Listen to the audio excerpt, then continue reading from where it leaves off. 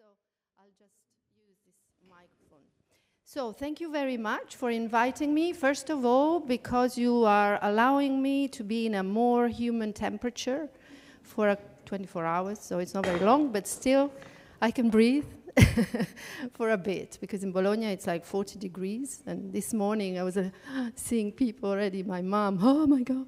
So it's like, thank you.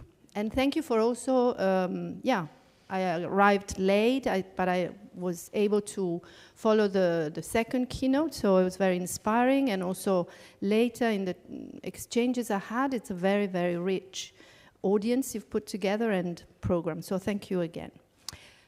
Right, I move it from here. There's click. Okay, fantastic.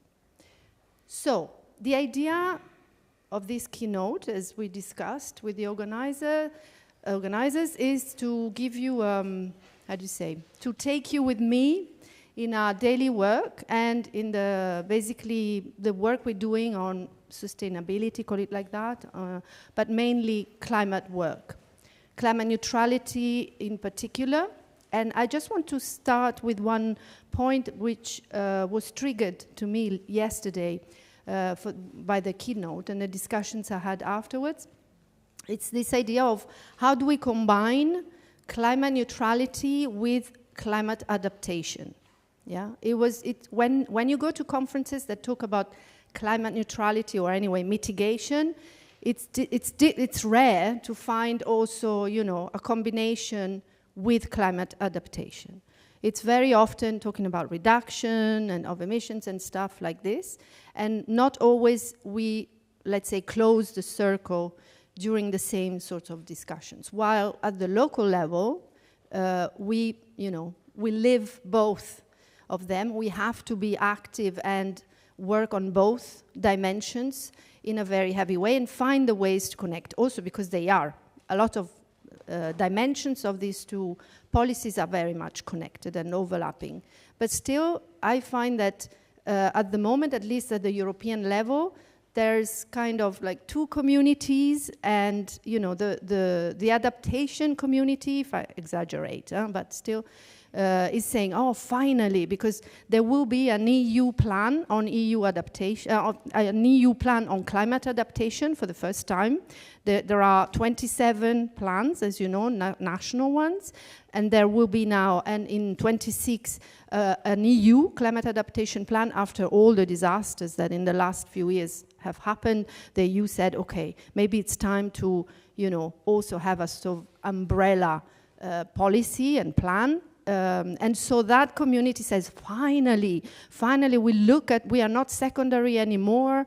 Everything was done to, you know, for mitigation, and now people are looking at us as well. So I think this is the wrong, you know, way to look at, but maybe it's not you're not familiar with this, but we do live it in this way, both at the local, national, and European way. Even the plans in our government, there are two plans, they don't talk to each other and so on. So that's for the future, because even research, I think that the adaptation angle could be very interesting in what Messner yesterday was talking in terms of, you know, what story, how can we get people involved? How can you, the adaptation dimension is very clear for people, yeah?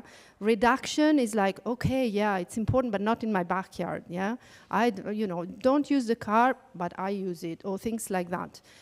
While adaptation is just in your backyard, in your cellar, in your house, you know, with floodings. We had very big and important floodings in 1 year. And it's been devastating also for people, and Valencia, you know what happened and so on, so people really get it. So how do we combine the angle of getting people in, getting narratives, getting, I think adaptation is clear for people. How do we get that as a way to also increase the awareness and the engagement of people also on mitigation? So that was just a reflection coming from yesterday. But let's start the Bologna story. So we embarked in I'll go back to this afterward, but we embarked in this EU mission.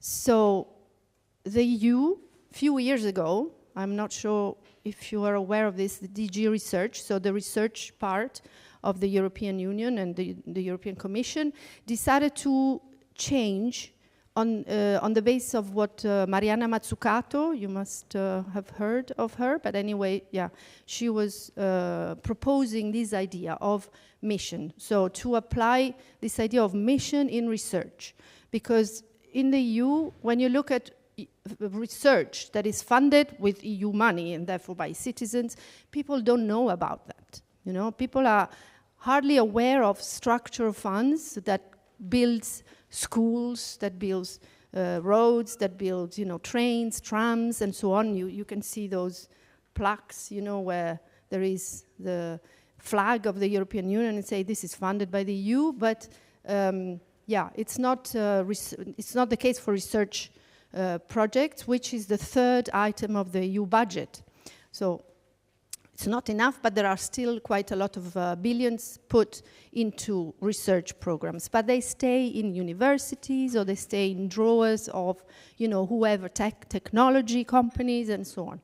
So the idea they had is that why don't we identify 5 missions that talk to people, because they correspond to challenges that are societal challenges, and we try and fund those along those lines. And among these 5 challenges, for instance, there was how to fight cancer, how to protect oceans, and so on. And one of them was how can we promote 100 cities to become climate neutral by 2030. So an acceleration, since a lot of consumption, energy consumptions, emissions and stuff concentrate in cities, but also part of the solution, a big part of the solution is equally in cities. Why don't we help and promote 100 cities to go faster so that us as EU can achieve the 2050 targets, okay? So that was launched and 100 cities got into the initiative, follow that. There is no money behind it, which is, okay, crazy, but at the same time, you know, financing 100 people and 100 cities decarbonizations means billions and billions and billions, and the EU, you know, it's so small in terms of budget that it couldn't cover it anyway. So, but it was a boost, you know, it was saying, let's build a sort of EU framework in which we can be on the same sea, you know, on different boats, but in the same ocean rather than sea. So that's what we did, and Bologna was one of the 100 cities. In Italy, there was a lot of applications, in Germany as well, you have quite a few cities. And so now in Italy, we have 9 cities, and Bologna coordinates the 9 cities, okay? So this mission really helped us to move forward. And that's where I want to go back to. So the idea, you know, some people say, well, what's that project you are doing? Climate neutrality, it's a project. It's not a project. It's a transformative program. And that's exactly what I heard yesterday, and then also talking to the first keynote, Andreas, where is he? He's gone. But anyway, it's about systemic approach. It's about really looking at one big challenge that is complex, that is integrated. In this case, you know, reducing emissions by at least 80% in a very short time, so by 2030, and do it together in an integrated way and cooperative way, in federating different actors. So like, you know, the spatial missions in the US, you know, moonshot, everyone was looking at, okay, we go on the moon, you know, like research, economics, society, finance, everyone was, you know, concentrated on, you can't compare, but in a way, I like to say, we bring Bologna on the moon, you know, something like this. It's a mission, so everyone has to, so it's a change in the paradigm of doing the public policies, basically in this case. Right, that's just to say that we had a journey, it doesn't come from zero. So we decided to embark on this mission because we had a certain journey that we had already traveled through. And that, of course, started with the so-called CCAP. I don't know if you're aware, but many cities joined the Covenant of Mayors for Climate and Energy. I don't know if you've heard, but it was a movement supported by the European Commission to help cities and mayors to basically have and adopt plans on energy and climate so that they could actually have targets, take commitments, and push forward the transition. And then, of course, with all the rest, we try to keep everything together. But the mission helped us to accelerate and basically push the speed. Even if we are for 30 kilometer speed limit, in this case, 100 kilometer speed limit. So the idea, and that's again coming back to what was said yesterday, some people call it objectives, some people call it co-benefits, whatever, but it's not only about reducing climate emissions and say, okay, we have to achieve this objective, but we also know that if we do that, we have health benefits in terms of, you all know, air quality, transformation of the space, the city, you make it more livable, and it's really about health, right? And also public space. So it's like the environment and the public space. We have, for instance, enforced, I mentioned it before, the 30 kilometer per hour speed limit, which created a revolution in the city against it. But I guess you are familiar with that in other cities. But it has also helped to see public space in a different way.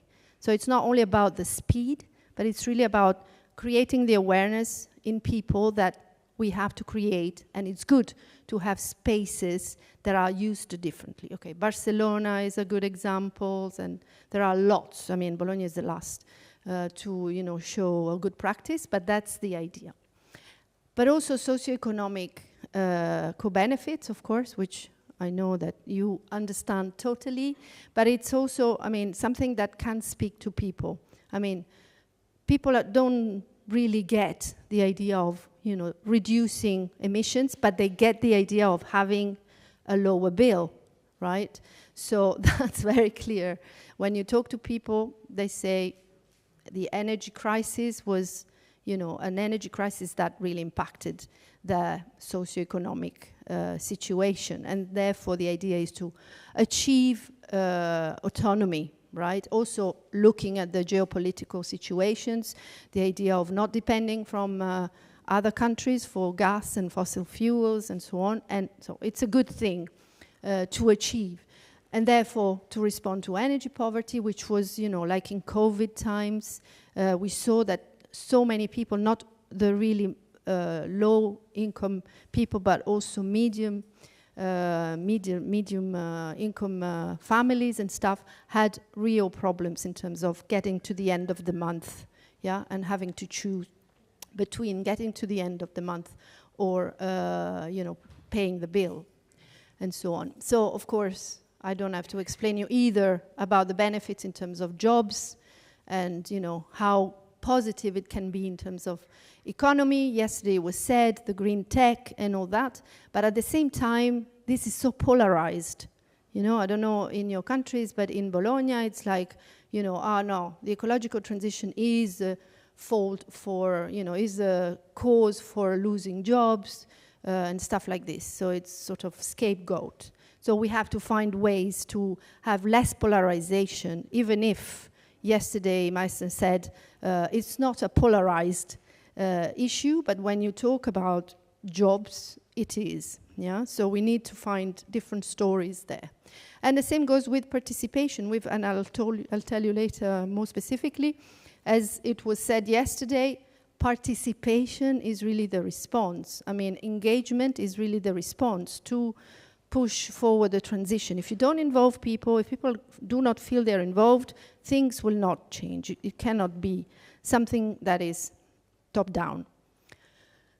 And then the fourth objective, which doesn't talk to people, doesn't talk to citizens, but it talks to administrations, is that this mission, this idea of working systemically, working cross-cutting departments, working with a different way of working, a new governance and so on, is helping the administration to be different, yeah, and to be more modern, to be evolved in many ways, more efficient, more effective, more, yeah, modern, if I can use this word. And also in terms of instruments.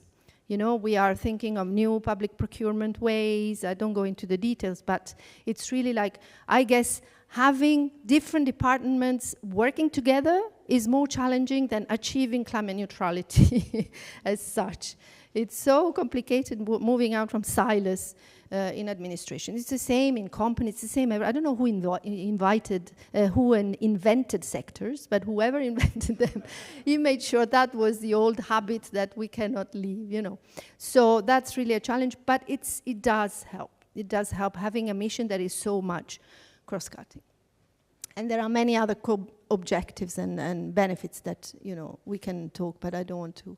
So that's the idea. It's really adopting a systemic approach, which in normal, I mean, in a traditional administration, doesn't ring the bell. It doesn't really ring the bell, especially to the sort of machinery who is, you know, used to work in a very silos-driven and traditional way. So the main, let's say, lines of strategy and of actions, of course, do touch energy, because you can't, I mean, if you want to tackle the climate crisis, you need to tackle mainly the energy crisis.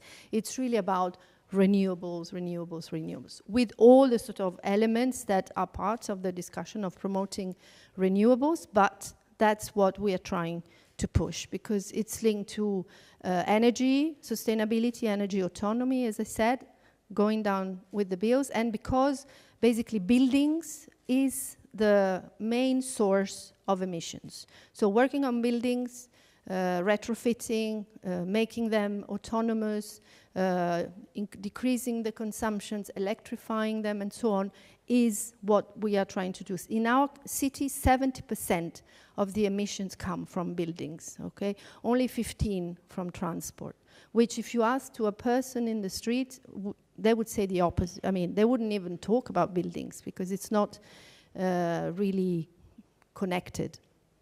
So, and of course, and that's where the link with adaptation comes in. So nature-based solutions, having strategies and having more than strategies, regulations. We have our master plan, urban master plan, which really tries to push for, you know, zero energy buildings, helping the city to basically adopt a new way of building, even rebuilding, not only building, because we have zero soil, no, how do you say?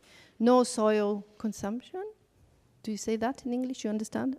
No land use? No, anyway, you understand the point.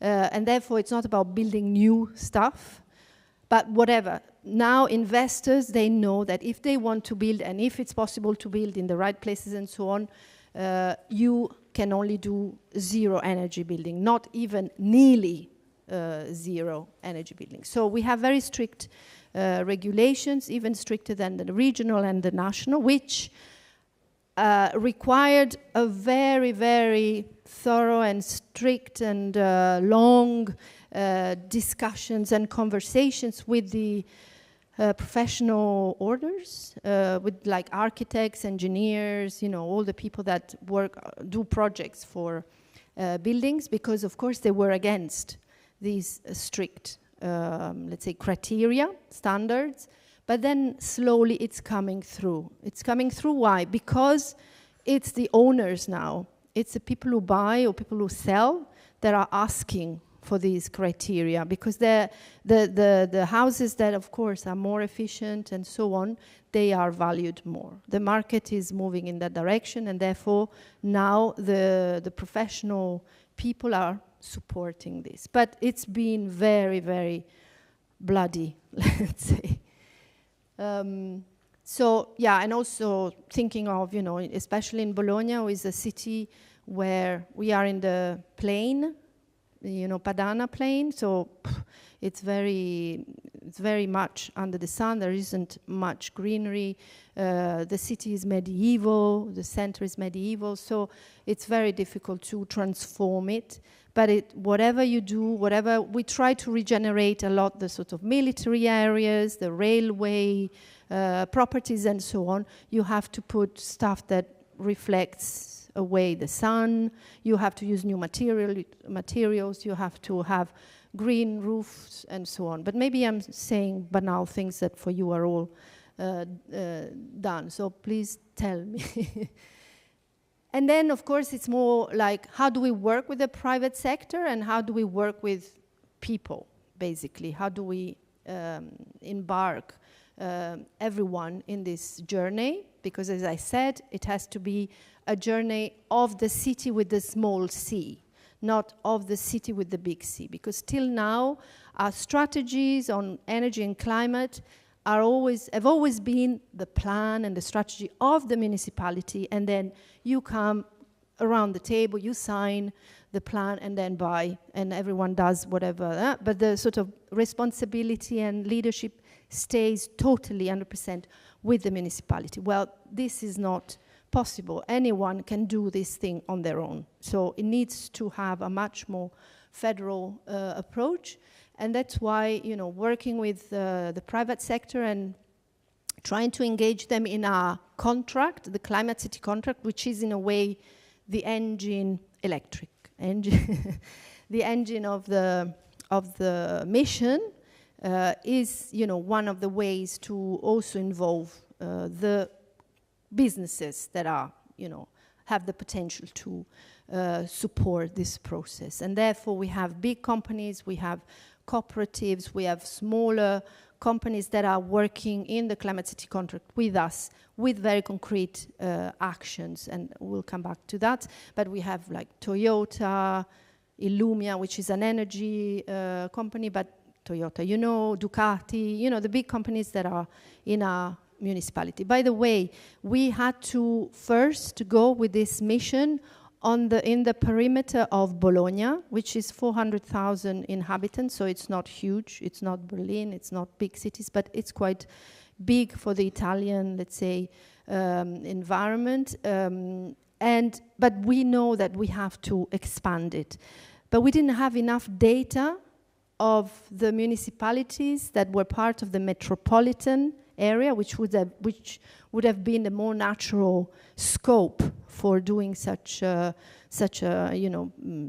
trajectory, but we didn't have the data. So not every municipality had a plan on energy and climate, and this didn't allow, when we had to apply with the European Commission, it didn't allow us to do the sort of perimeter around the metropolitan area.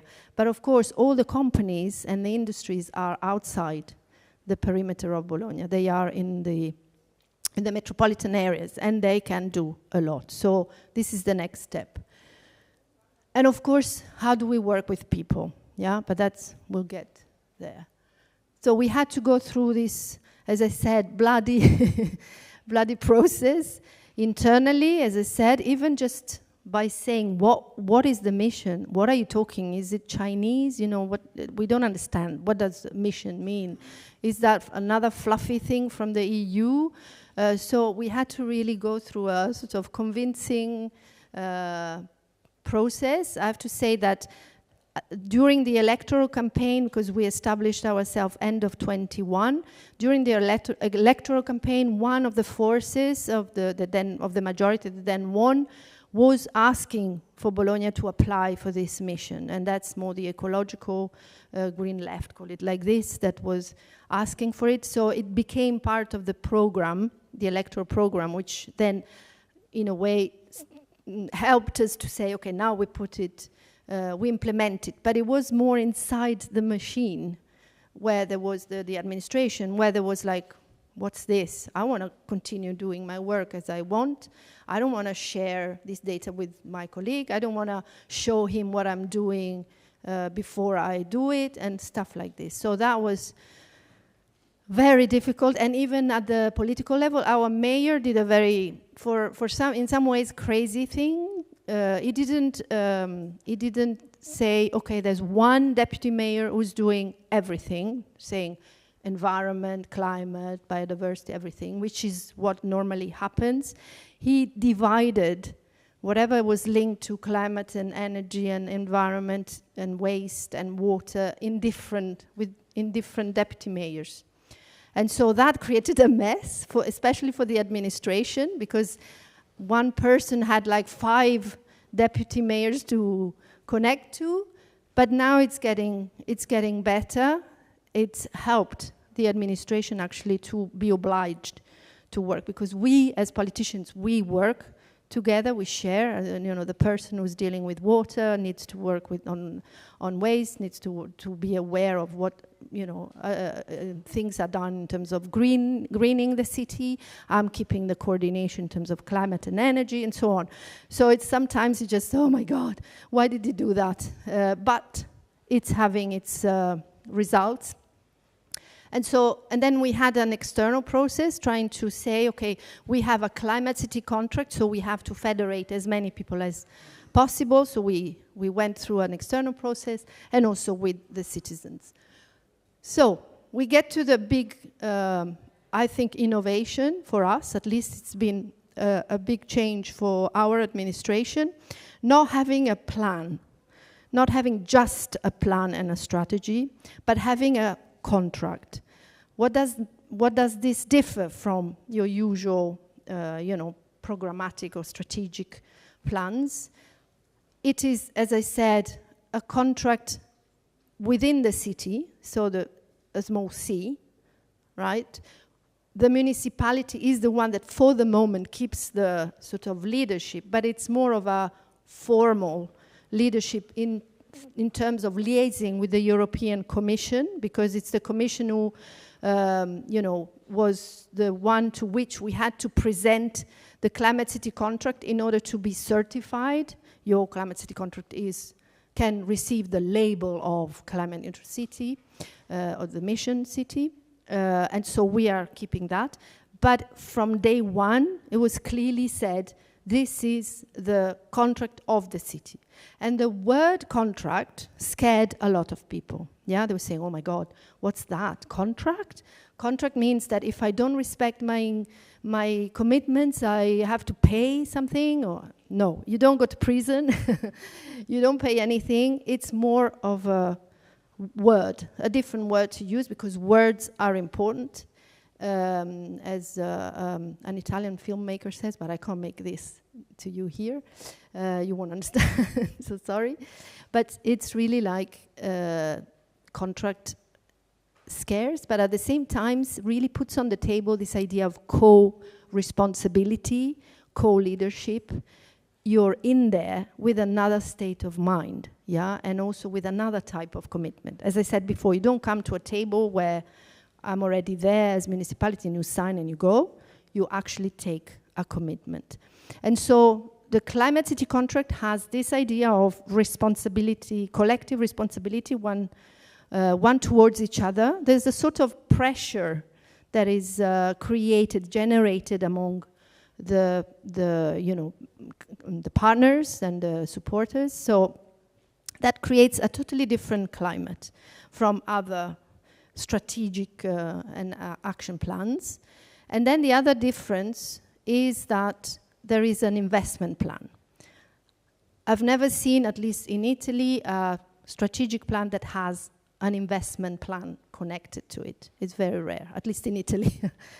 Maybe in Germany it's the case, but in Italy it's really something new.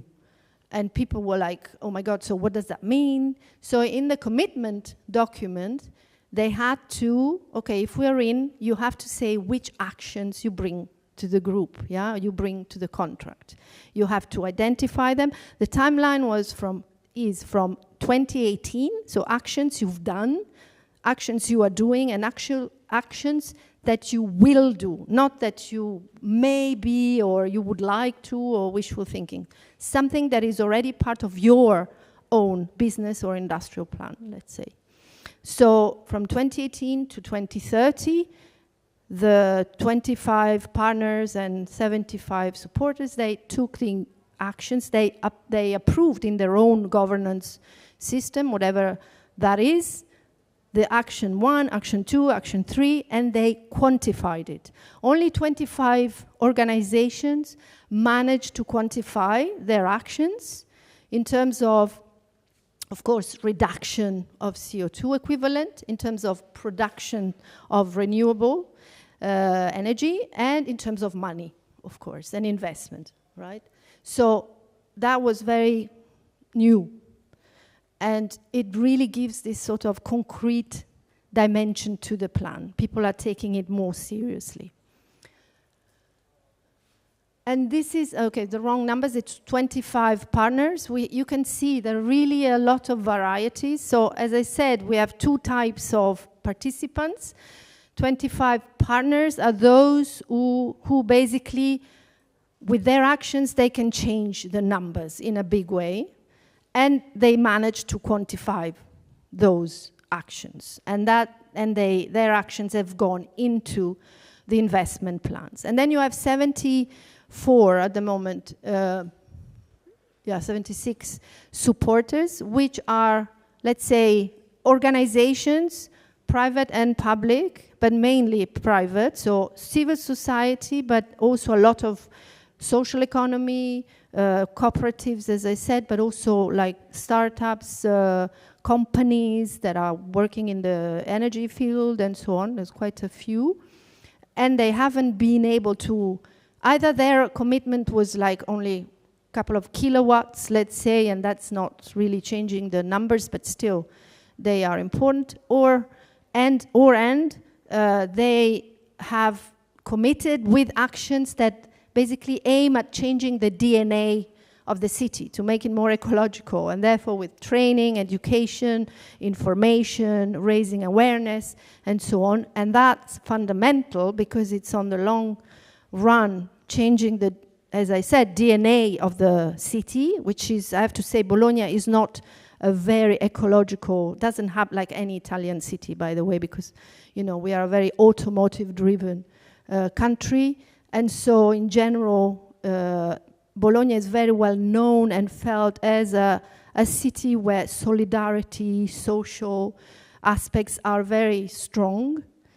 But environment, yeah, it's less. It's coming, but it's less strong. So this is really like helping us to move forward this idea.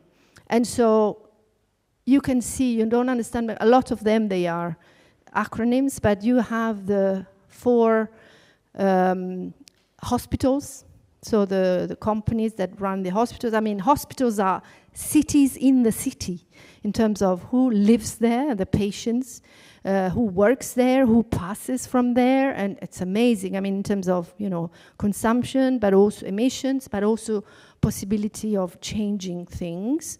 But also we have a lot of the so-called utilities, of course, energy utility, waste utility, transport utility, social housing agency, the airport. And, you know, the airport in terms of building 22 megawatts plants with their parking lots. Of course, we haven't included in the calculation scope 3 emissions. So that means only the stuff that is produced here. We don't, and that makes a big difference, of course, but it's already a lot of results.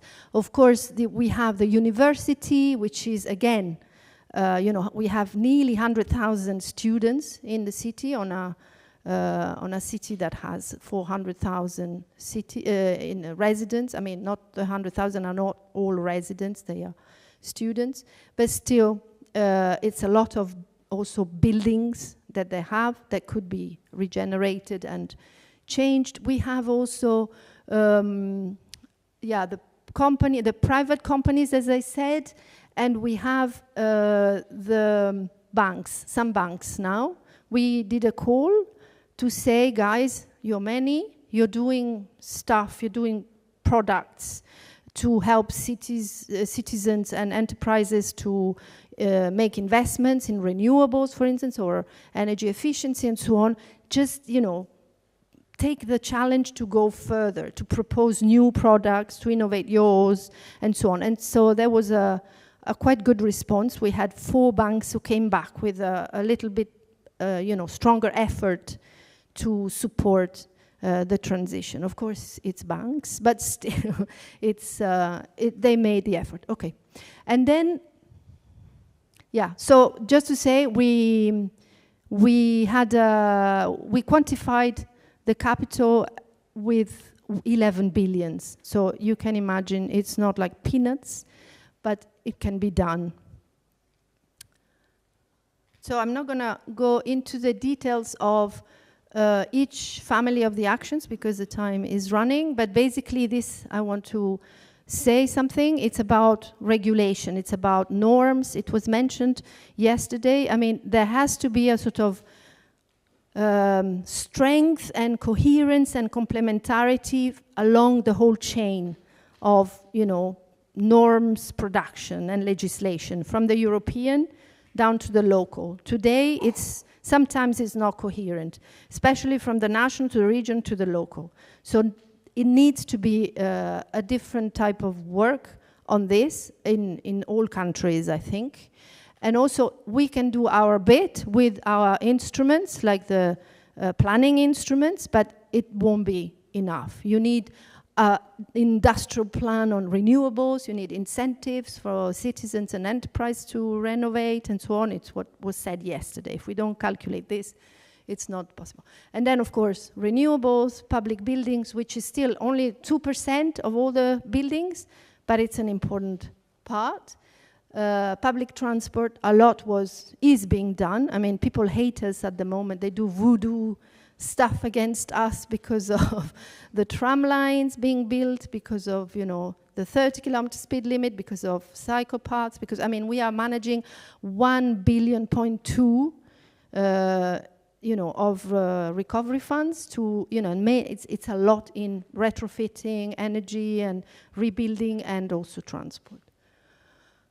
And as I said, this is what the companies mainly are committing to, these types of actions: electrification, awareness raising for their personnel, doing a lot of plans and stuff like this.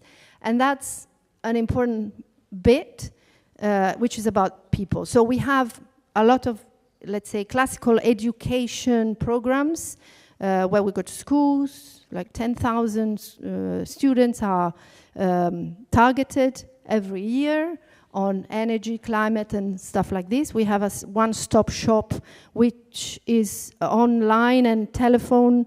Let's say you can call them, but we also have now decided to go into neighborhoods, so it's more a sort of itinerary service for citizens. And finally, the Climate Cities Assembly. Did I talk 40 minutes?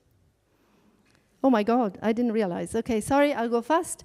The Climate Citizens Assembly is something really unique we've done, I think, across Europe, because it's not just a one-off thing, but it's actually, we've changed our statutes as municipality to integrate the Citizens Assembly as a body, like you have the city council or the city board and stuff like this. It can be activated by 5,000 people, or it can be activated by the majority of city councillors, and people are randomly selected, of course following an algorithm that includes gender, residents, so all districts are represented, age, and also city users, so people who are students and stuff that are not, residents.